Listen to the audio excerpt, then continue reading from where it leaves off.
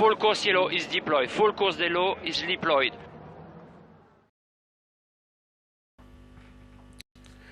Yes, hello everybody, and welcome to another edition of Full Course Yellow in Pit Lane's weekly get-together, where we talk about all things motorsport and what a weekend we've got to talk about this week. Yes, last weekend out at Albert Park here in Grand Prix City, Melbourne, it was the opening round of the Formula One World Championship and a new era for Formula One. Boy, is there some controversy there. We're going to find out more about that a little bit later on in the program. We'll be discussing everything that happened on the weekend. Couple of our crew that were there on all 4 days. We'll be getting some first-hand news from them about what was happening behind the scenes, about the atmosphere of the Grand Prix. We'll also talk a little bit about some of the support races, including the Supercars that ran 4 races over the weekend, and a particularly controversial end to their weekend as well, as they get ready to head over to New Zealand. Now, you might be wondering, by the way, if you just tuned us, you're watching us on the mobile machine or your television or on YouTube, you might notice that, like above me, there is a thing that says show your support. That is not showing your support for us or me or Doc or Pete or even Richard, anybody here. That is for our motorsport chaplain here in Victoria, Mark Bateman. If you've been around motorsport in Victoria as a competitor, as an official, even as a fan, chances are you've met or had some sort of conversation at some stage with Mark. He's the guy who's there when things go wrong in the sport, and occasionally, unfortunately, things do go very wrong in the sport. He's the one who is there to help pick up the pieces afterwards. He's a great guy, and unfortunately, you've probably seen his huge transporter that he takes around. He's sort of the Godmobile, carries it around to all the tracks. Everything from the tops, from the Supercars and the Grand Prix, all the way down to local speedways and drag racing events. If Mark can get out there with his truck, he does. Unfortunately, the situation is Mark has some problems with the truck at the moment and needs to get that truck fixed so he can continue his really good work right around Victoria as part of the motorsport ministries. So hopefully, if it works, we've had a couple of goes of this, but hopefully, if that QR code works, if you scan that and click on it, give it a test run now. Yeah, it will take you to the Motorsport Ministries website where you can donate to there, but also, if you are going down to Phillip Island this weekend for the Phillip Island Historic Classic, the Penrite 100, if you're a competitor... Does work. It does work. Okay, we got a thumbs up from Doc that it works. That's great. Okay, so but the bottom line is they're having a raffle. I think the tickets are about $5 each. The prize is a model car. They're sort of one of the big ones, one of the big expensive. Red Bull. The Red Bull, the Bathurst winning car from a couple of years ago, the Commodore.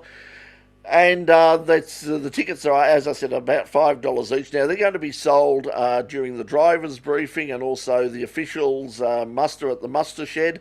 Not sure about around the track as well, but the good thing about the Phillip Island Historic is, basically the pits are open. Anybody who can basically get across the bridge can go to the pits and can wander around. So just ask where the muster shed is or go to race control. I'm sure somebody will be able to point you in the direction of where you can enter that competition. Mark himself is going to draw that prize. I think it's about 4 o'clock on Sunday as well. So if you'd like to go into the hunt for that, but look, we said this before we came on the air. This shouldn't even be an issue. The bottom line is, this is a sport. You might have noticed on the weekend that there is what is called in the world of economics a shitload of money in motorsport, and you would think at the very top level somebody somewhere, like, I don't know, Supercars for instance, might turn around and say, "Hey, what do you need done, mate? We'll send the bill to us." That would be a really, really good thing for somebody to do, because for all the work that Mark puts in, and when something goes wrong. When something goes wrong, he's sort of the first port of call. And unfortunately, I have been in situations where I've been sort of involved in that sort of thing. I had a few years ago, somebody at Phillip Island, actually, I think it was during a historic where a competitor there was a particular family tragedy. and somebody wasn't really sure what to do, and they came up to me and said, "Do you know who we could talk to? Because this is really bad." And I said, "Yeah, come with me." And I took them up and introduced them to Mark, and he took over and just He's an basically incredible man. calmed the waters. Yeah, Doc. I mean, you've known him for a long time too, haven't you? I mean, like even Known him as long, arguably longer than you. When I say that, I mean you and I used to be in the same area of shopping and supermarkets and stuff like that. But I go back to Mark in my radio days as well too, before we started doing in pit lane, when you recruited me long time ago, and so it wasn't any surprise when I met Mark at the track. And so he just doesn't do things within motorsport, does he, Brett? I've mentioned occasions when he will be down at Carol's by Candlelight in the southeast of Melbourne and offer him support. He might be down and just to be his presence and help celebrate. Obviously, not just the religious part of it.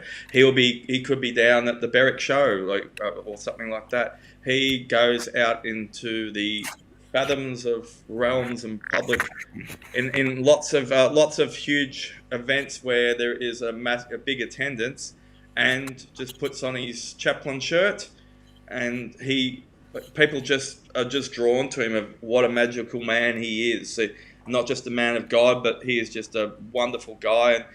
And I'm sure the people that have had every single person that's ever gone to him with some troubles or anything in life that they might need to talk to him about, I have no doubt in the absolute least he has done the utmost, like Brett said on an example. And that's what he uses the truck for. I mean, that big trailer. I mean, it is essentially like that's his office. It's somewhere that's private.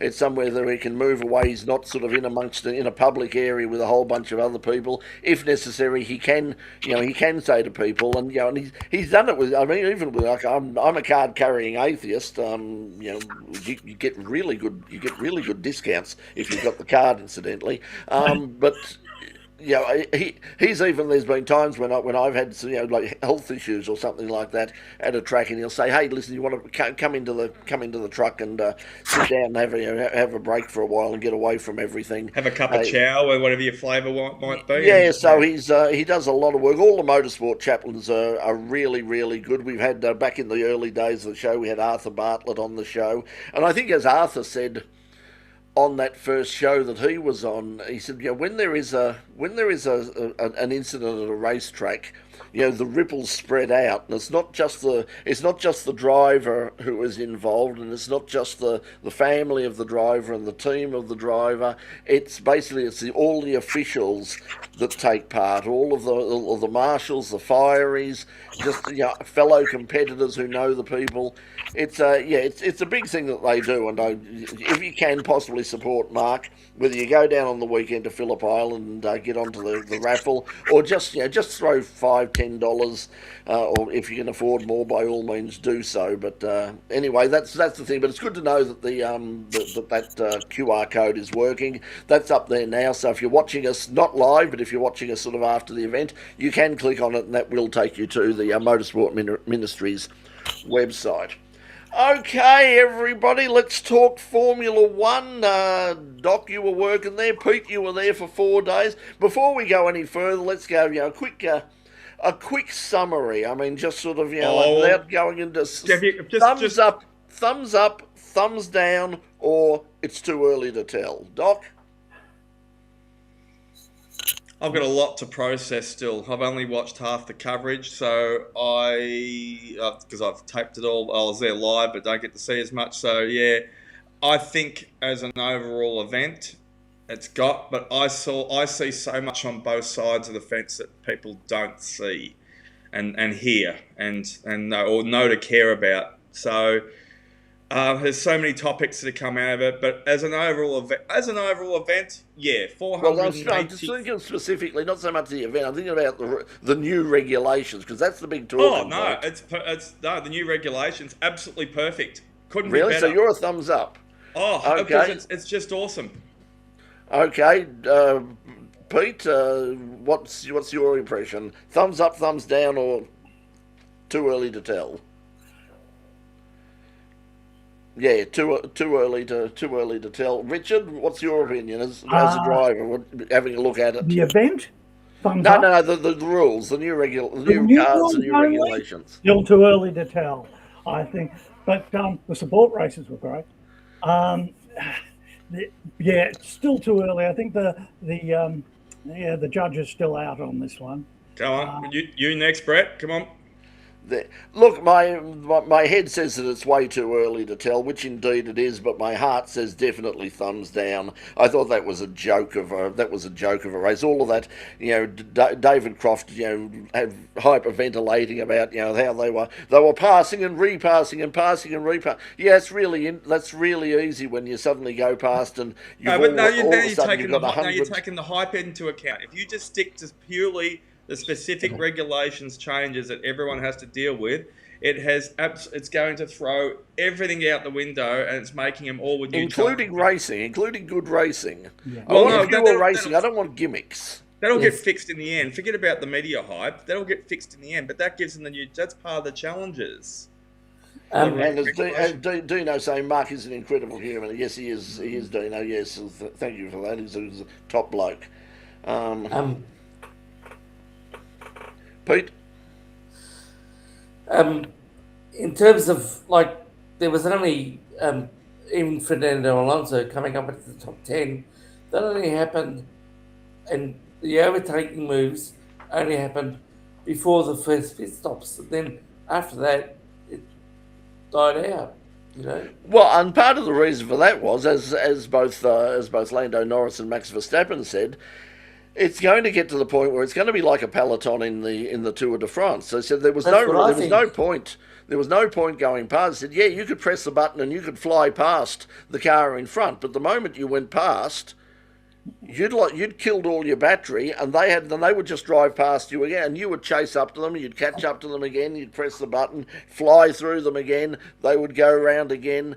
It's not a level playing field. The boost is just too high, and it's going to be really dangerous. I mean, even if you saw at the end of the race when they had the sort of where they get together and have a look at the highlights. I mean, like when George and Kimmy and were there and having a look at and Charles having a look at exactly sort of what went on during the race. There were a number of times I went, oh Jesus, like suddenly they're driving along that far from somebody, and suddenly the car almost stops.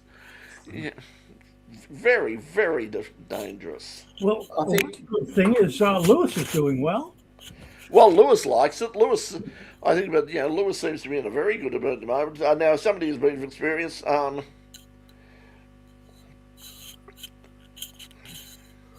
Okay, yeah. Paul's saying. Paul's saying that. It was as a flaggy. He had a great. Obviously had a great sector crew to work with, which was really. Which was really good. Have you got BBB there? Has BBB joined us yet? Yes, he's certainly at the top. Yes, so, BBB was gutted about Oscar, but yes, that's motorsport. Yeah, I was minding my own. We have to focus on this for a second because I was minding my own business, fully in uniform. Had my moustache on and bushy eyebrows and that sort of stuff, and I was walking past the stand and Doc. So. I got spotted by a guy wearing an in-pit lane T-shirt. The hardcore, the proper one, the legit one. Yeah, and I was absolutely flabbergasted to catch up with Boxy, and we had a chat for about 10-15 minutes, and the guy couldn't speak highly of our team that we get on each week and the show we've done over the years and everything that we still. What's that? Sorry. Keep going. Sorry. What was that, Pete? Sorry. Keep going. Sorry. Oh, okay, right, yeah. So Box. I've met the guy now. He can't remain anonymous now anymore himself, and I just want to reach out and say a big thank you, and only because he could not praise us highly enough of all what we do and talk about each week and stuff like that. So that was really good, and great supporter of the show over the years. And since Naka's just brought it up, I had one of my stands. Had an enormous team of about 30 people. They were all wonderful. A huge shout out. None of them probably are watching right now. because I kept it quiet. But Mr. Johnny Polito, you cheeky bugger, was a flaggy on turn 3 down there with all his uniform and that on. He's yelling out, "Doc," as I'm trying to get things ready to stand with my team members. And so I shushed him up and I said, "Hey, look, this guy over here, everyone, if anyone's listening right now, he's a state champion in driving in motorsport, and that was the only way I get him. Yeah, Victorian state sports sedan champion, exactly, John. Good to see him out and about and waving the flags. Mark Jones hasn't joined us in front of the camera at this stage, but he is online. He just said that his thing was the way that half the cars had no battery off the line was so dangerous, and I think they dodged a bullet there. I really do. You have a look at some of the cars accelerated like they were leaving the drag strip, the staging lanes at Calder Park. The others were just, some of them were just crawling. There were a couple of really narrow misses. Particularly Liam Lawson and Franco Colapinto. Yeah, and Kimmy as well.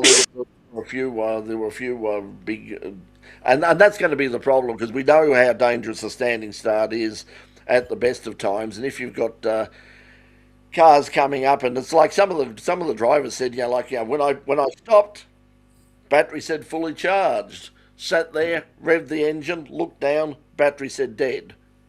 But that's the manufacturers. That's all the teams to get it right. That's got to get it sorted. They've got to do it. They've had so many years. They knew it was all coming. Some of them got it right. That should have been done in testing.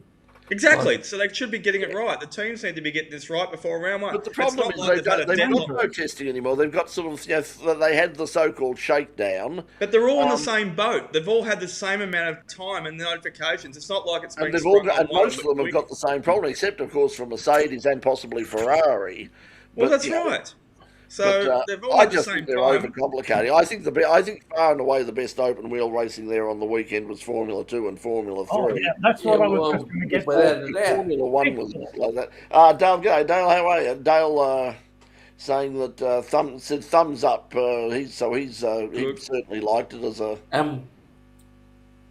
Jimmy's saying, my electric controller stuck on full. Yeah, I think that's what I think. They reminded me of slot cars at times. Like I was sitting in a nondescript part of the track where there's not much action between 11 and 12. It was a straight bit, and the Formula 2s and Formula 3s were overtaking each other, but nobody else, including the Supercars and the Formula 1s, were overtaking. It was just a procession. Yeah, I think that's the problem. I mean, they're obviously tried to try and make sure it's not a procession anymore. But I mean, it reminded me watching sort of that battle between George and Charles at the start of the race. It reminded me. I don't know. Richard would probably remember it. I don't know if the other guys do. But if you remember the first meetings of Super Touring in Australia, when they had the sort of the war with Supercars. Yes. And all the rest of it. They had a race at Winton. Their opening race was at Winton, and it was very obvious that they had been told, in terms of getting this over and getting people to watch it. Put on a show, guys. Put on a show. And it was like there were passes everywhere and people going around through. And if you knew anything at all about motorsport, you'd go, "This is as fake as a football bat." I mean, it's just it's absolute nonsense. Oh, don't bring up football. I'm still before. I'm going to go rock in a corner if you're going to bring up football. They're trying to draw attention or get fields up for big meetings. These Excels, HQs,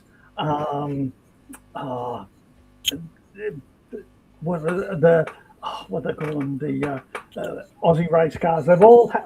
I've seen quite a few categories at some time or other. The guys up the front faking it.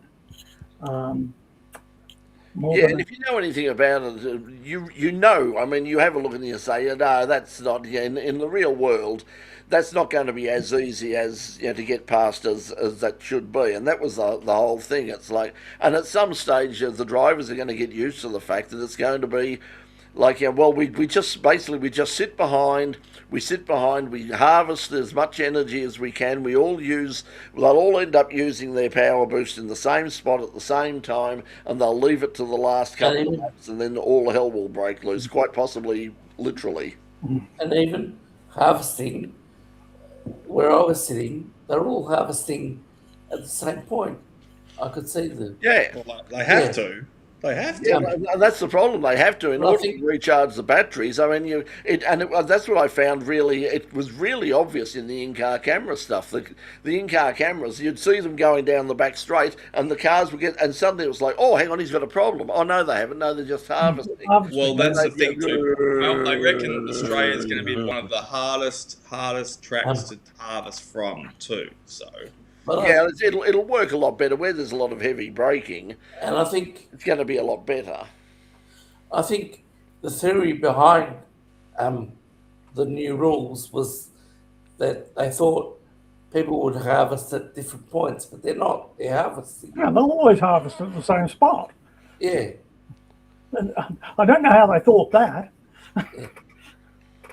But anyway, we'll still have. But the interesting thing is the FIA have already announced that they're going to talk with the teams at China to discuss the thing. A lot of the drivers aren't happy. Obviously, George won, and so George is pretty happy. Charles and Lewis seem fairly happy. Pretty much nobody else is. I mean, okay. The top 4 teams, Brett, the top 4 teams and the top 8 cars, as everyone predicted, way out, and us last week. Top 4 teams and the top 8 cars, 6 of them were there, as we said. The only reason the other 2 weren't because they made mistakes. So there we go. No surprises. And on the bottom 4 teams, same thing in qualifying. 2 teams, 4 cars. We knew exactly who they're going to be. No surprises. So there was nothing out of the ordinary about the top 8 cars who they possibly could be unless they made a mistake. And the bottom 2 teams, nothing was a surprise for the 4 big ones or the Aston Martins and the Cadillacs. It turned out perfectly as everyone predicted. I think the surprise for Aston Martin is that they got any laps in at all. They actually started the race and actually did some laps, but it really doesn't say much about that. When Adrian Newey gets up there and says we were unaware that Honda basically was starting from scratch again. Because he was at Red Bull, he knows who built those engines. He knows that Honda's input into those power plants was relatively minor. It was basically coming from Red Bull themselves, as we've seen from the new engines, which are essentially the same engines, just in terms of the ICE sort of component. They're essentially the same engines, just with a Ford badge on them now. There's very little input. Well, that's the thing. The three new manufacturers, Ford, Audi, and Honda. Ford's done really well. Can't blame them. Well done. Good on them. Congratulations. You've got how many cars up there in the top whatever half? Audi, the same. You've had to start from scratch because obviously the Sauber wasn't using the Audi engines last year. Well done. Good on you. Thumbs up. Good job. You've used your time right. You've got it right. You've nailed it. Fantastic. Keep going. Go ahead. Honda, well, you obviously go back to the drawing board and fix it. Yeah, and it's got McLaren vibes. I mean, Fernando Alonso must be sitting there going, "Oh, deja vu all over again." Yeah. But like I said last week, Adrian Newey has got equity in the team. He couldn't care less. I don't think. Well, if he's got equity in the team, it won't be worth that much if the team doesn't crack on.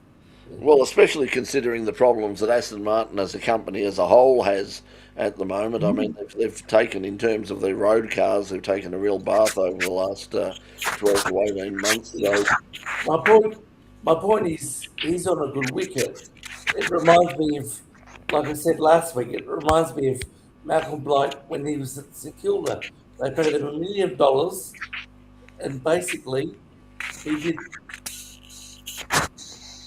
I can't talk about footy at the moment. Sorry, Pete. I'm gonna burst into tears. I mean, it's bad enough over the weekend that Craig McRae was even.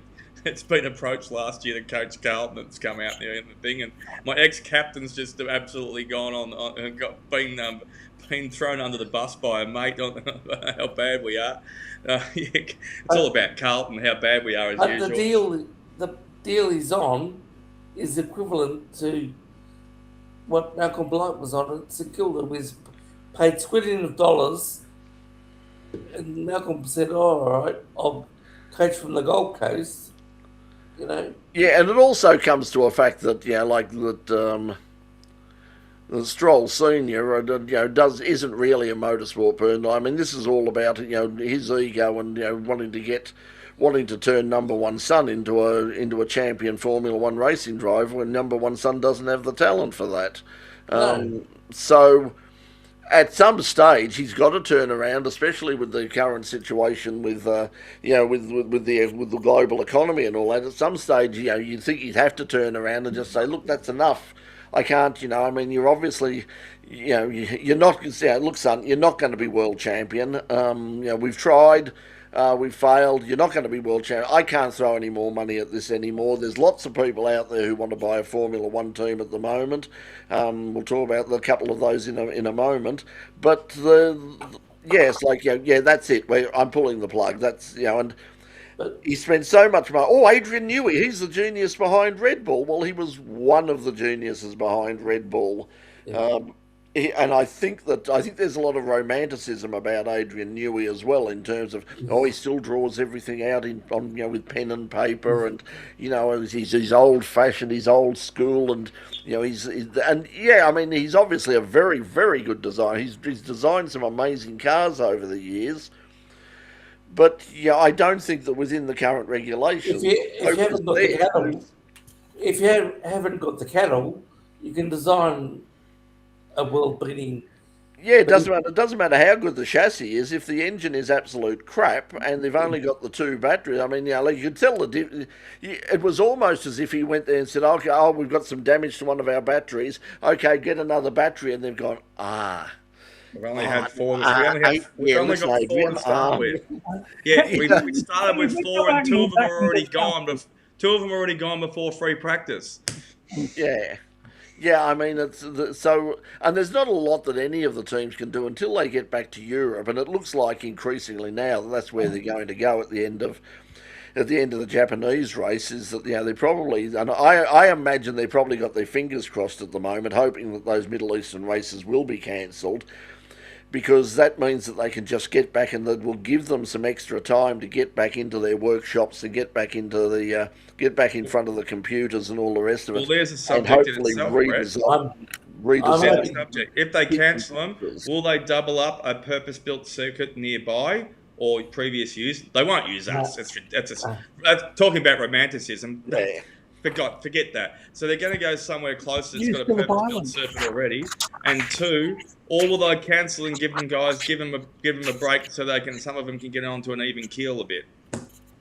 Well, I think the thing is they'll probably cancel, because apparently even though there's extra rounds, the contract is still for 22 races. So as long as they only lose a couple of races, they're right. If that was the problem that they had during the pandemic, they had to double up on races and all the rest of it, because the deal was apparently that if they didn't come up with 22 races and a full field of 20 cars, they didn't get paid. So that was the thing that they were really worried about. So I think that as long as they don't lose too many races, they'll lose a couple.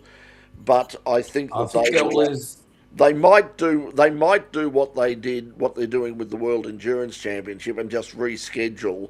They might look around and say, look, we can perhaps get one at the end of the year. We're heading back in that to that part of the world anyway. Can we get one extra race in, perhaps somewhere to just to fill contractual obligations? Adelaide. I think they'll lose more than Adelaide. I think they'll lose Azerbaijan, Bahrain, Saudi Arabia, and Abu Dhabi. Yeah, but anyway, How much? Yeah. How much is in your budget, Richard? We're thinking about buying a team together. We still got that. We got to get. We And got so that long business. as you've got the batteries. If you have I've the got. batteries, You're telling me I've got to have the batteries. yeah, and then I'll buy the team. 2 weeks ago, it was just I had to have the racing tape. Now I've got to have the batteries as well too.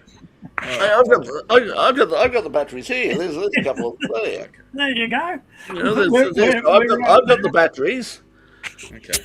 You got the- That's Anyway, so I was just.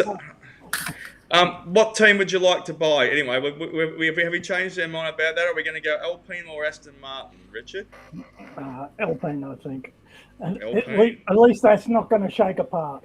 Well, if you've But got I prefer that's a blue good to point. green anyway, so- We won't lose any feelings over it. We've got some competition. Did you hear?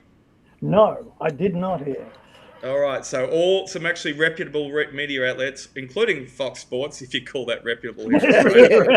Reputable, yeah. Sorry, I wasn't trying to joke, but it's there for the taking. They're about to start a weekly motorsport show hosted by a right-wing radio shock jock. So, Which he tries to double as a comedian as well. Anyway, so getting along those lines, yes, Red hasn't got on the lower thought, but because it was only in the last 16 hours, I think was the furthest back I could find with a report on this. Toto Wolff is stirring the pot and says, "I want to throw 24%. I want to buy a 24% stake in Alpine now. What? With or without Christian Horner?"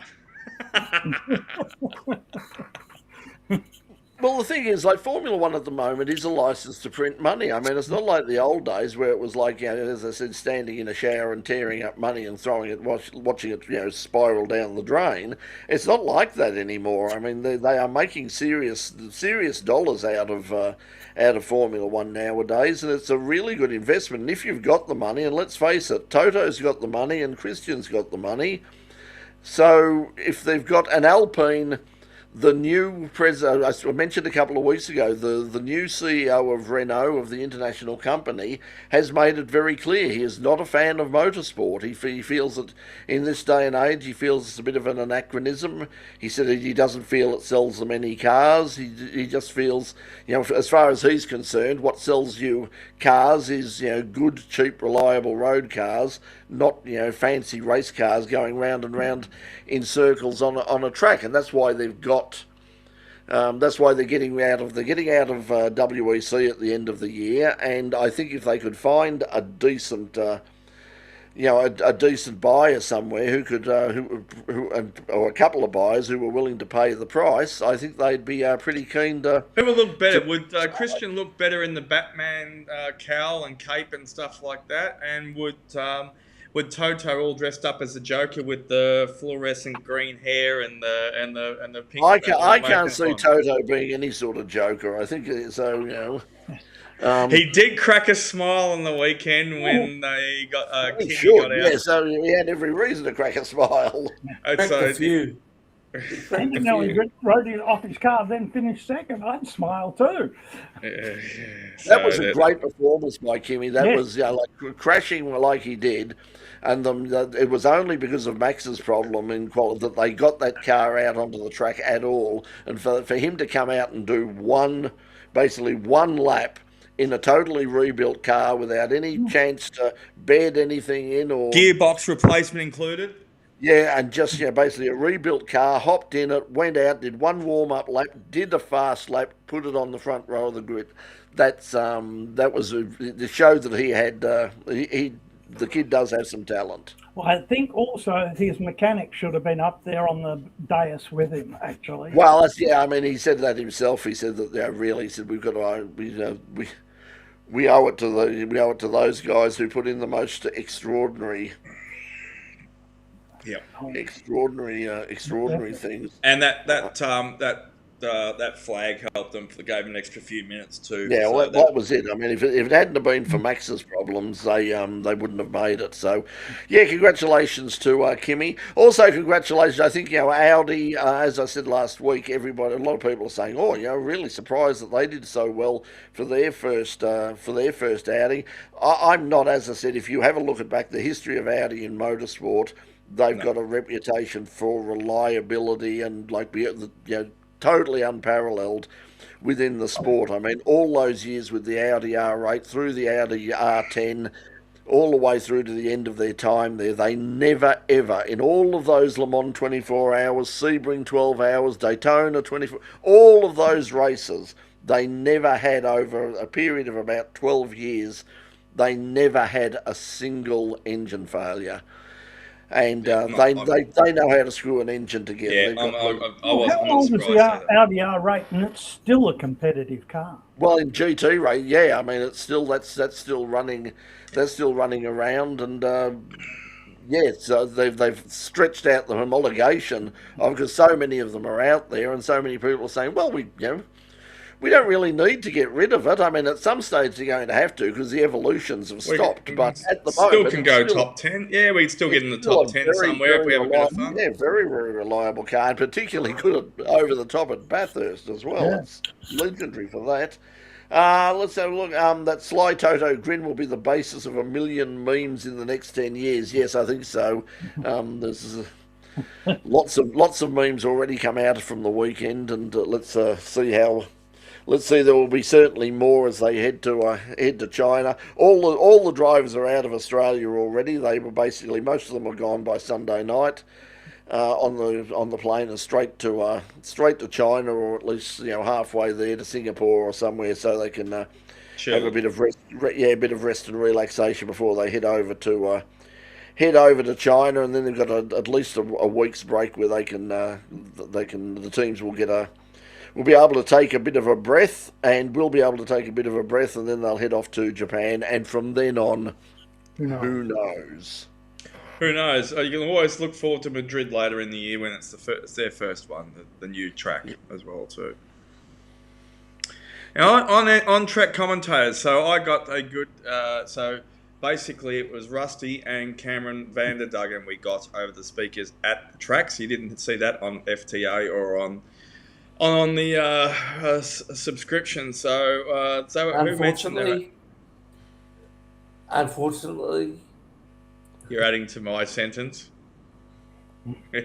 Which one did you like more than the other one, then, Pete? Or both of them. I hate both of them equally. Okay, no, that's all right. Don't hold back. Equal opportunity unemployer. Yeah, got there. I haven't heard that. It's interesting. I mean, that whole thing with the Formula One, with the commentary and all of that at Albert Park. It's always struck me as being a little strange because if you have a look over the years, I mean, there were a lot of people involved in that who had no motor racing. Like I haven't been for the last couple of years, but like they had Glenn Ridge was heavily involved for a long time. I mean, Ridge is a motorsport fan and he's done some racing and all the rest of it, but he's not a motorsport he's not a motorsport commentator or a motorsport journalist. And yeah, it's the same. Rusty usually does a pretty good job. So I don't know. I wasn't there to hear it, but I'm surprised. They used to have people like Bob Costin-Juris and those sort of some of the people from overseas coming in. But I think where they're stuck is, and that includes Channel 10 on thing, and obviously at the track, you've got this such a whole conglomerate. I mean, Channel 10 did a very good job bringing in TC, of course. They get Gunther on the unswearing version of Gunther, but he's obviously a figure that people could notice. So you're bringing in people from overseas that the major ones aren't using. They're still not the leftovers of the Sky Sports or the Apple Now or whoever it be, but they're the ones that are relevant in the and Damon Hill. They're relevant in the industry, and they travel around the world with the circus anyway. So that's where Channel 10 going, right, who have we got left that we can grab hold of and we can pay for a few days or 4 days? And then you've got the leftover here again in Australia. Well, it's a one-off Channel 10 thing. They don't have anyone regularly doing any motorsport other than Steve Portermain on bloody damn well news each night about every sport. So Matty White's nowhere near Channel 10 these days, being with 7 for donkeys. A couple of them have gone over to bloody America. They really have to not dig up what's around that is a regular in the commentary and say, right, we need you to adapt the weekend. Who's the best of the rest? Well, the interesting thing is, I really prefer the fact that there is a separate. As I said, I don't like going to the Supercars or the Shannon series or anything where the TV commentators are also the on-track commentators. And you can hear it in your TV if you're sitting at home. Yeah. On the There's straight. that problem. You get the delay, you get the feedback, but the other problem is you're calling two totally different. If you're doing it properly, you're calling it two totally different ways and two totally different things. If you're calling for the TV, you're seeing what the TV viewer is. So you're watching through the filter of the director and the producer of the program is choosing to put to air, and that's what you're calling, and that's what you've got to concentrate on. It doesn't matter what's happening at turn 4, etc., etc. If that's not what's on the screen at the moment, that's what you're talking about. The same thing happens if you're at the track and you've got a good view of the track and you can see what's happening. You don't have to worry about, like whether the director has hit that or whether the, like, oh, we can't get that shot because it's out of frame, it's out of focus, it's, the colour balance is wrong. That doesn't matter. You're commentating about what you see there and then for the people who are sitting there and then. And so it's a completely different style of calling events, and they're all doing it now. I mean, even this weekend down at Phillip Island, it'll be the Blendline TV commentary crew will be doing the Phillip Island commentary as well, and that's great. They'll have people on who know what they're talking about. But there's people like Ron Simmons and a few other people like regulars who like really do know their historic motor racing stuff. Who aren't there anymore and who can't do the sort of more casual sort of, hey, as you're here, this is what we're seeing and this is what we're feeling now, and here are the people we spoke to, because if they don't see it, if there's no reference to it on the screen, you don't talk about it. So, and that means that the people at the track are being shortchanged in terms of getting the full atmosphere. But nobody really cares about that because, I mean, people, they've paid their $35. We got the money out of them. Fuck them. Okay, Brett, you might remember many years ago when Channel 7 had the telecast of Bathurst, and but they were totally disinterested. They dragged in some middle-aged woman who usually does sport. Bruce Beccarini was at the black hair, and she was sat in a chair trying to describe what the motor racing, and I all thought for a moment she'd say, and leave the $100,000 in a brown paper bag under a tree. She looked like she'd been kidnapped. You don't remember that one? That was amazing. They must have done it twice because Bruce Beccarini hosted one year. Yeah, he was. Yeah. You could see he was bored as bat droppings. I heard an interview with Bruce at one stage where they talked about his career and they asked him about obviously the highlights. And it was, oh yes, it was wonderful. The Olympics. So and so. Kathy Freeman. It was marvelous. It was amazing. And then they said, well, what are the worst things? He went, they got me to do the Bathurst 1000. Oh my God, that was the most awful, the worst thing I've ever done. He hated every set. And as he said, I'd do my thing saying, and now let's go to Evan Green and Mike Raymond. He said, and as soon as he said, I'd lock myself in and I'd read a book and then they'd say, come out and do the thing. He said, I didn't want to be there. I didn't want to watch it. I hated every second I was there. And you could tell. You could tell. On the screen, he was never mentions it. He was bored, and a lot of general sports people are like that. The very famous Alf Potter, the very famous sports director at Channel 7, for many years, he was furious when Channel 7, when they began to network stuff out of Sydney, and he was told over that on Sundays during the year after World of Sport, they had to cover. They take the coverage from Amaroo Park, which we had for years on Channel 7, and he hated that. And he said the same in an interview. He said it's not sport. He said, I don't know. He said they'd come up saying, and now 7 Sport takes you to Melbourne's kind. He'd go, please don't say that. We have nothing to do with this. This is not sport. So he had a real hatred against it as well. He was, and you would see it in the news. I mean, they would cover Calder Park or they'd cover Amaroo. There'd be a big incident, a big crash, a great race or something like that. And you'd watch Channel 7 News that night, and there wouldn't be a single mention of it. Can I, before we jump off the subjects altogether, because we probably need to go, I want to do a. Well, you got Darren Hinch one. I remember Doug Mulray. I don't remember. Doug can be funny on anything though. So, but he's got to be a thing. So we had a big promo about there were signs and Travis Old jumped on and said, you know, we're trying to bring the best of the city to the track and the best of the track and take it to the city and all this sort of stuff and carrying on all these publicity shots and promos and that. And on Sunday morning, when myself, including a lot of other people that get up, I had to get up crazy early, so I was up between 4 and 5 o'clock in the morning every day, and I never got home. I bet you, I was up at 3:30. Yeah, and I didn't get home until well after 10 o'clock each night. You too, Pete? Yep, after 10 o'clock as well. No. Anyway, so I was doing massive days with next to no sleep, 3 or 4 hours. And on the Sunday morning, it's hooray, looking forward to it, last day, got a lot of team members expecting you to be there for them and do a lot for them. Let's catch the train in, as usual, each day, because, you know, they've been banging on about it the whole time. New station, Anzac Station, wow, Pete's know where I'm going to go. Maintenance. No, it's not, no maintenance or anything like that. So I jumped on the train and it was full of Formula One support, full of red shirts and blue shirts and a lot of papaya and green hats with 81 on it and you name it. And so we all on the train and we've all coming in as we do and they've all got onto it and we got to about Caulfield and go, that's not good. That's not really good at all. It's not going to... Anzac Station's not open. They are not going to stop there. We are expressing through there. Oh, no. What? No, there was no notifications anywhere or anything or told. We've all just been surprised when we've like, Town Hall is the only station that we can get off at. Otherwise, we're on our way to Sunshine. So,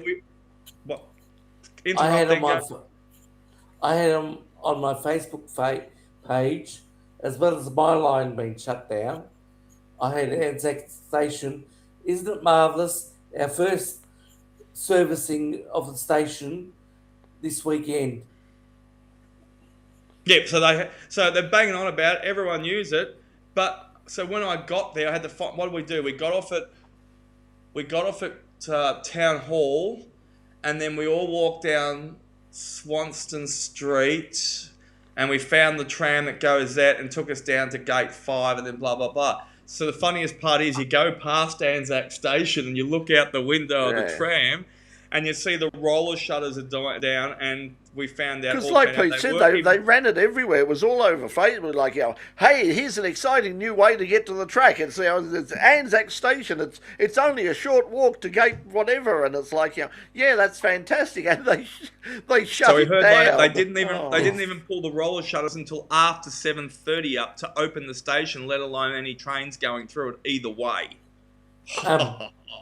And on Thursday, I got off at gate 5 thinking it was like near. Thanks, Roy. I don't know about you, but I'm not crossing on my own. I am not crossing Queens Road, a 3-lane thing, to the gate. Yes. Yeah, well, that was the thing. I mean, because like where they moved you to the new, the accessible area, I mean, it was at a completely different area. And as you said, I think last week, is the nearest tram stop to that particular gate wasn't an accessible tram stop.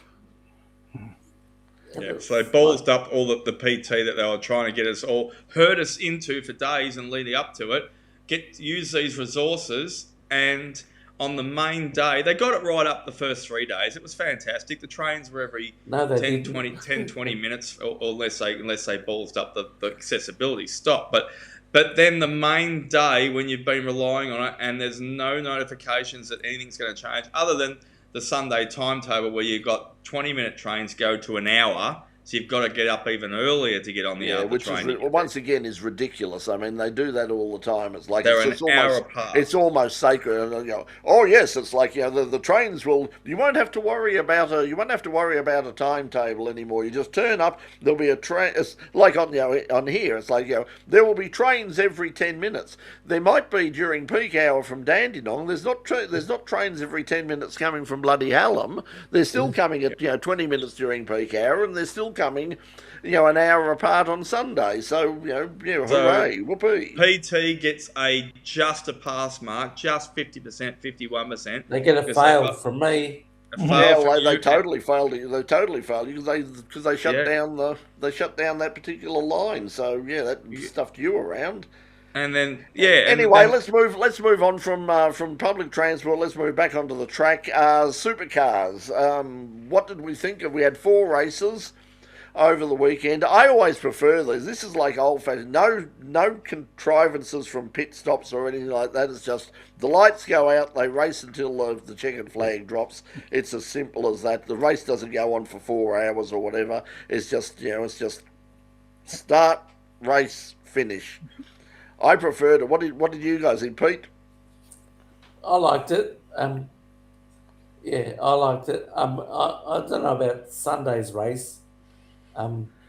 Well, it's interesting that there's a lot of the older, like Craig Lowndes is coming. You can tell that he's not with with Triple Eight anymore, because he's come out and basically said that was just ridiculous driving by Feeney there, and really that could have been far worse. It was bad enough, but it could have been far worse.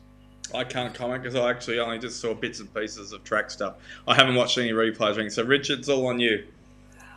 Yeah, I'm with 2 thoughts. I mean, I think that should be. But when it doesn't, it really goes to shit. And it really went badly for him. I think they all should be like the same number of laps or the same number of time. I don't think, because Sundays was 12 laps or something. Yeah, I think it's interesting. I mean, because the oracle that is Peter Adderton was once again jumping up and down and saying supercars should not be there. This is the Premier. They don't need to be there. They shouldn't be playing second fiddle to Formula One. They should have their own race and their own meeting. And we don't. NASCAR would never do this. Incidentally, NASCAR, they didn't play second fiddle, but NASCAR and IndyCar did race together on the weekend. So then everybody said that was a fabulous weekend, and it's like, as Racer Magazine said, who won? Everybody. It was great. Except they do Phoenix, which is in the middle of the year, in the middle of our year. Yeah, so you've got a couple of places June, where they run together. In June or July, they run Indianapolis. Yeah, so it's got supercars could run night races, drop Porsche. I wouldn't drive. I thought the Porsche Cup races were about the best thing on the weekend, apart from Formula 2 and Formula 3. Sorry, I can't do Marcus Amand was fantastic. I don't get any. I get beggarrel sleep. I had to go home. We'd have to do 2 shifts. I couldn't do. I can't work. Live there 24/7. The Porsche race on Saturday. It wasn't. I think it was Saturday. It was at about 6:30 in the evening or something bloody. Yeah, they always run at the end of the day. They keep pushing it back. It always runs in the dark. No, well, no. The Formula One took longer because of all the stuff like that. So the whole thing. So the Porsche was. I did look at my schedule regularly. It was supposed to finish at 7:05. It finished at 7:15 because of the pushback on Saturday night. So I got late. Because of the F2 and the F3 and Formula Ones, supercars and Porsche have been pushed back anyway. I thought they were actually going to cut them, Pete, but they just kept running. They ran them their exact time and made us stay longer. Made us work longer. They're all going home. Well, the patrons can go home, but we can't. We have to stay. Flaggies have to stay. We have to stay. Everyone's got to stay while they're racing. I went after the supercars races Yeah, a lot of people do. I mean, that's why I always like Friday. I think Friday's a really good day to go because you can make a whole day of it. You get lots of on track action. You get lots of you get Formula One, you get Formula Two and Formula Three. You don't get races, but you get practice and all the rest of qualifying for F1 and F2, and you get a couple of races. But because the worst day is Sunday. Sunday's terrible to as far as I'm concerned. Yeah, I mean, basically, because I ended up going to the gym because I watched the Supercars race, and then I had a look at the thing, and I went, hang on, there's nothing happening until 3:00, and this was like 11:30 or something, and I went, well, I've got time to drive. I've got time to drive into Dandenong, go to the gym, get out, have a bit of a swim, have lunch, come back, and be home in time for the race, which I was. So if you were paying to go there. Some people could even fit a Thai massage in that one. As well. One, I don't have the budget, and two, I don't think there's too many Thai massage places around Dandenong that I'd want to go to. The only thing that happened between that was Bradman, the grandson, I forget his name now. David. Yeah, David. Sam. Sam, yeah. Oh, it was Sam, was it? Yeah. Sam, I heard David being interviewed on the PA. Sam driving the Brabham around, and apart from that, there was nothing. Oh, David was commentating.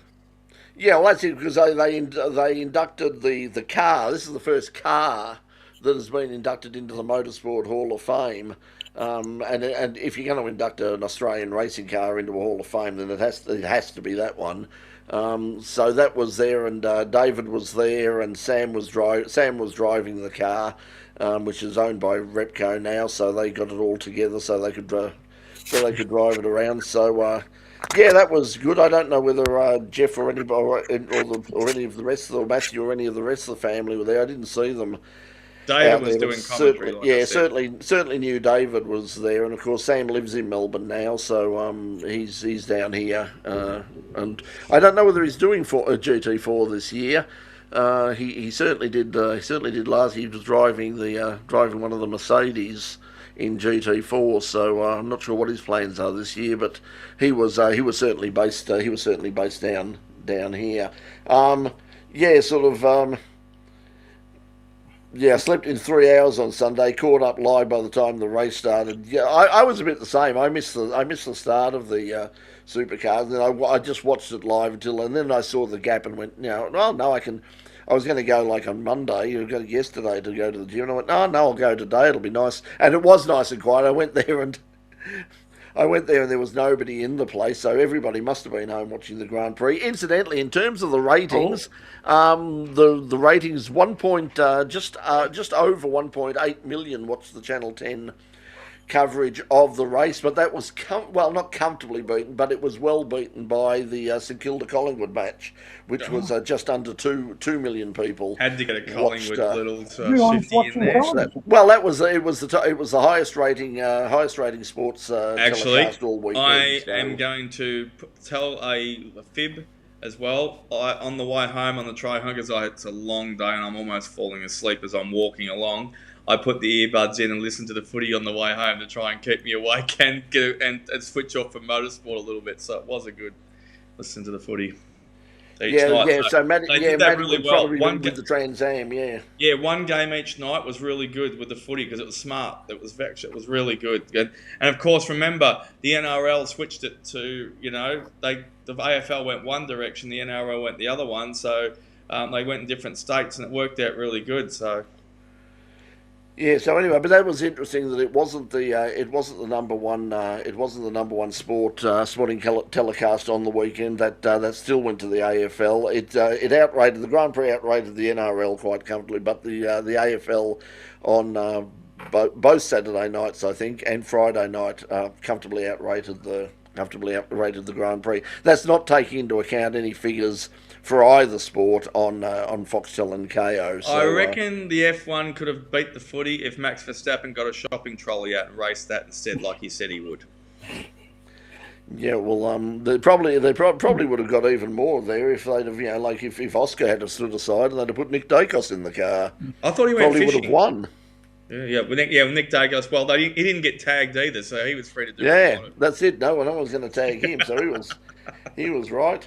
Anyway, so apart from that, as I said, if you've only just tuned in, well, where the hell have you been? We're finished now. But anyway, as we say, up the top where it says show your support, that is not for us. I mean, as much as we would love you to support us, and we do have a Patreon page, and we thank everybody who contributes to that. We don't push that probably as much as we should, but it's like, it's don't like to throw the begging bowl out too much, but it certainly does help a lot, because there are costs involved in doing all of this stuff. But the show your support that you see up there is for our motorsport chaplain Mark Bateman to putting together some money to try and get his mobile motorsport ministries trailer and truck back onto the road, so we can get out there and continue his. In other good work ways, you want to have tracks. to look at the picture and that. Jump on the VHRR Facebook page, and you'll see the post for it as well too. Yeah, it's on their Facebook page. It's on our Facebook page. But it's obviously on Mark's Facebook page. And if you can help out, look, if you're in motorsport at all.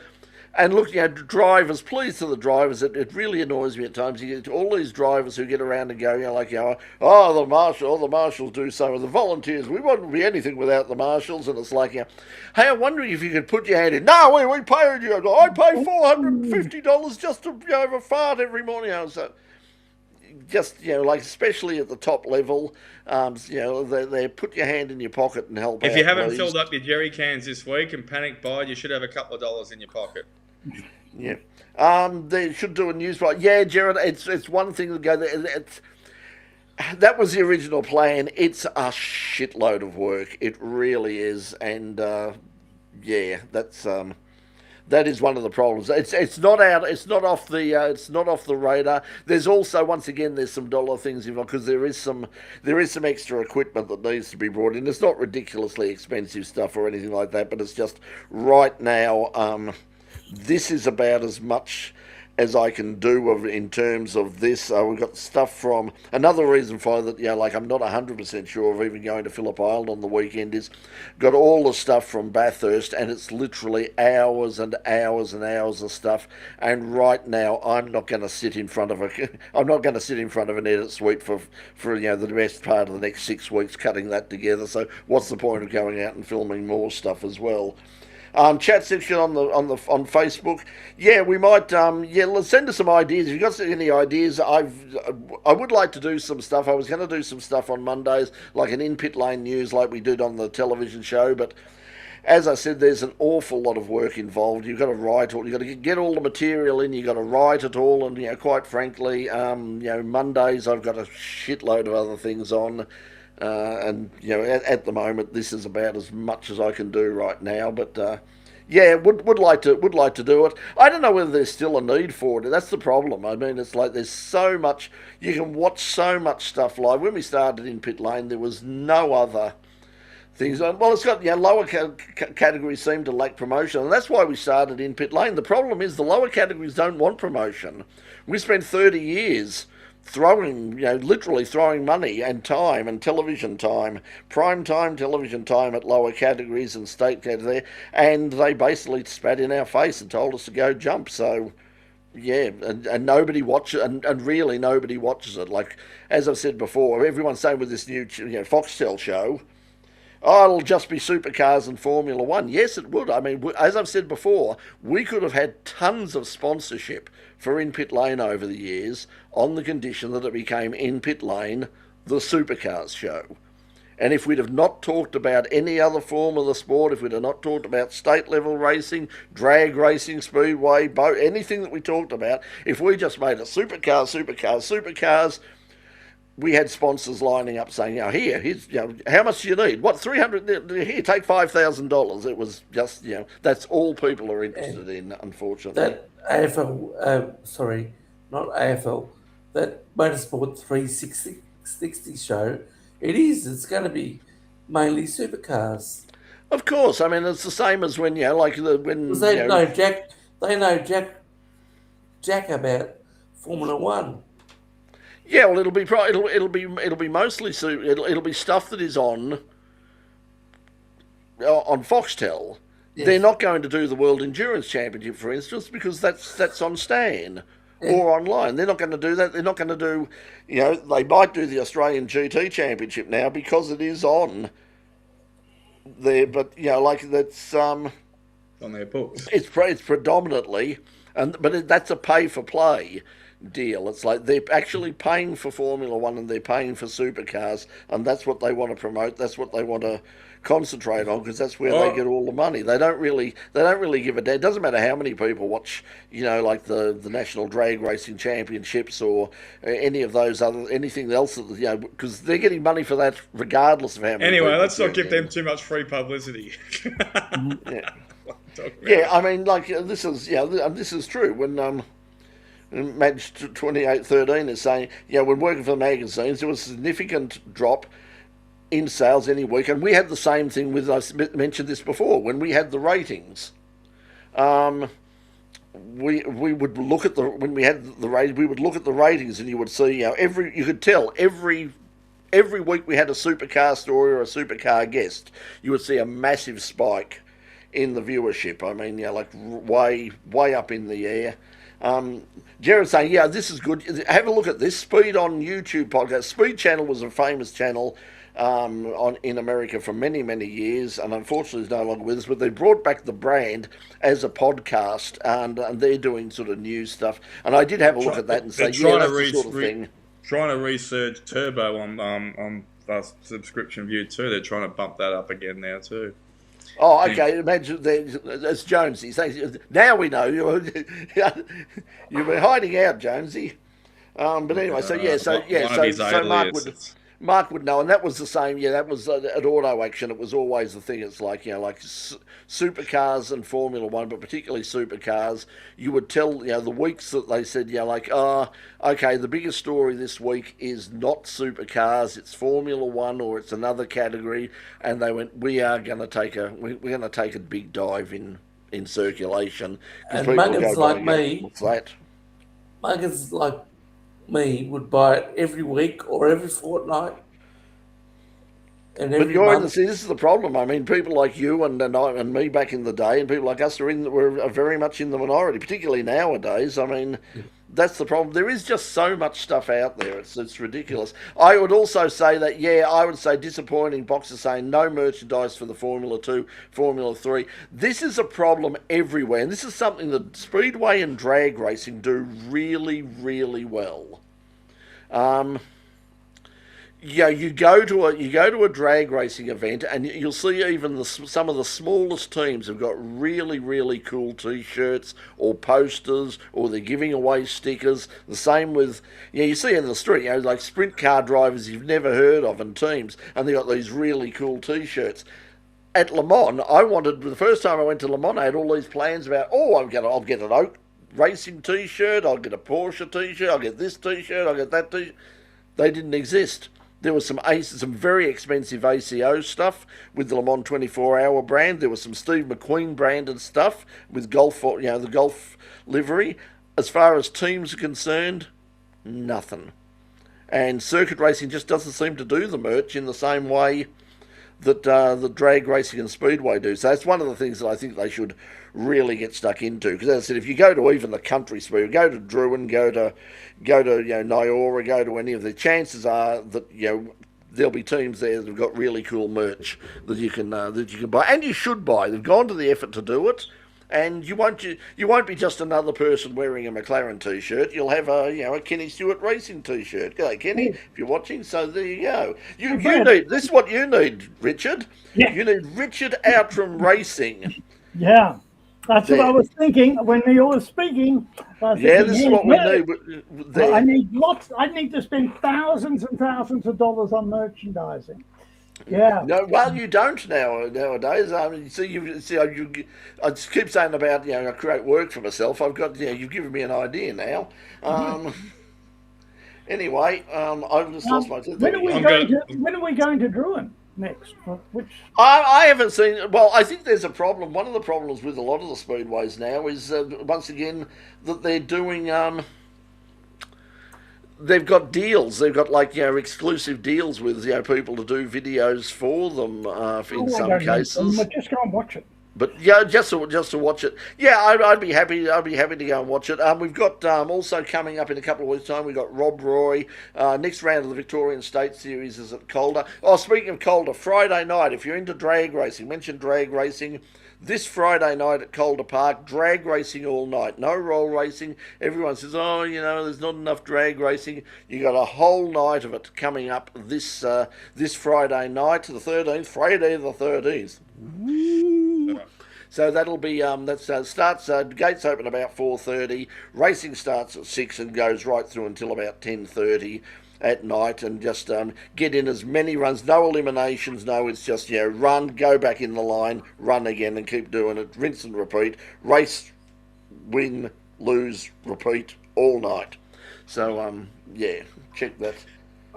Check that out. Yeah, and I think that's the same. Yeah, I'm the same, Box. I would much rather have a Premier or an Invicta shirt, etc., than a Formula One team, because it's you get that obscure stuff. People, you see and you go, oh, you're a real fan. What's wrong with my Mercedes hat I recycled from a couple of years when I was down at Cadell Evans and I had to drive the Mercedes car in the field. Got a chance to recycle it.